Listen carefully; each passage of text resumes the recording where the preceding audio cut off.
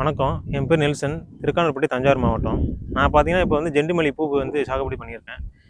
எனக்கு வந்து பார்த்தீங்கன்னா, இப்போ ஆடி மாசங்கிறதுனால பூ வந்து நல்ல விளைச்சல் இருக்கு, ரேட்டும் அதிகமா போகுது. எனக்கு ஒரு பெரிய பிரச்சனையா இருக்கிறது என்னன்னா, தண்ணி மேலாண்மை தான். தண்ணி மேலாண்மைனால இப்போ வந்து முன்னலாம் வந்து ஒரு நாளைக்கு 12லேருந்து 14 மணி நேரம் வந்து 3 ஃபேஸ் குடுத்தாங்க. இப்போ 8 மணி நேரம் தான் 3 ஃபேஸ் குடுக்குறதுனால, எங்க தண்ணி பற்றாக்குறை ரொம்ப பற்றாக்குறையா இருக்கு. ஏற்கனவே இப்போ ஆடி மாசத்துல பார்த்தீங்கன்னா, வெயில் ரொம்ப அடிக்கிறதுனால நிலத்தடி நீர் மட்டம் ரொம்ப கீழ போயிருச்சு. இப்போ பார்த்தீங்கன்னா, ஆவரேஜா பார்த்தீங்கன்னா 400 அடிக்கு மேல தான் நீர் மட்டமே இருக்கு.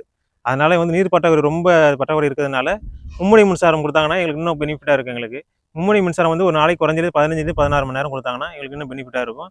மகசூல் அதிகமாக இருக்கும். பூக்கள் மகசூல் அதிகமாக இருக்கனால விளைச்சல் அதிகமாக இருக்கிறதுனால நம்மளுக்கு வந்து லாபம் அதிகமாக இருக்கும். இதனால நம்ம வாழ்வாதாரம் மேம்படும். ஆவரேஜா பார்த்தீங்கன்னா ஒரு ஏக்கருக்கு வந்து 70,000 80,000 செலவாகுது. இப்போ நீங்கள் ஆவரேஜா இப்போ ரேட் பார்த்தீங்கன்னா ஒரு நாளைக்கு வந்து பார்த்தீங்கன்னா 70 80 போகுது. இப்போ ஆடி மாசங்கிறதுனால பூவோட டிமாண்ட் இருக்கிறதுனால 70 80 போயிட்டு இருக்கு. அதனால ஆவரேஜா ஒரு நாளைக்கு 150 100 150 கிலோ எடுக்கிறோம். ஆவரேஜா ஒரு நாளைக்கு 10,000 அது மாதிரி நம்ம ரெவன்யூ கிடைக்கும்.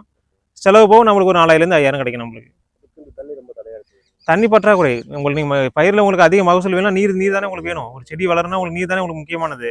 அதே உங்களுக்கு பற்றாக்குறை ஏற்பட்டுச்சுன்னா உங்களுக்கு எப்படி பூக்கள் பூக்காதுல. அதனால உங்களுக்கு நீர் மேலாண்மை அதிகம் நீர் மேலாண்மை நீங்க மேம்பட்டு இருந்தால் தான் வந்து மகசூல் அதிகமாக இருக்கும். ஆமா, நிலத்தடி மட்டம் கீழே போகுதுல்ல. உங்களுக்கு இருக்க நிலத்தடி மட்டம் நீர் போகுது, ஹீட் அதிகமாக இருக்கிறதுனால உங்களுக்கு நீர் தானே வேணும். உங்களுக்கு கிரீனரியா இருக்குன்னா உங்களுக்கு நீர் இருந்தானே உங்களுக்கு செடி கிரீனரியா இருக்கும். தண்ணி ஒழுங்கா விட்டா தான் உங்களுக்கு மகசூல் அதிகமாக இருக்கும்.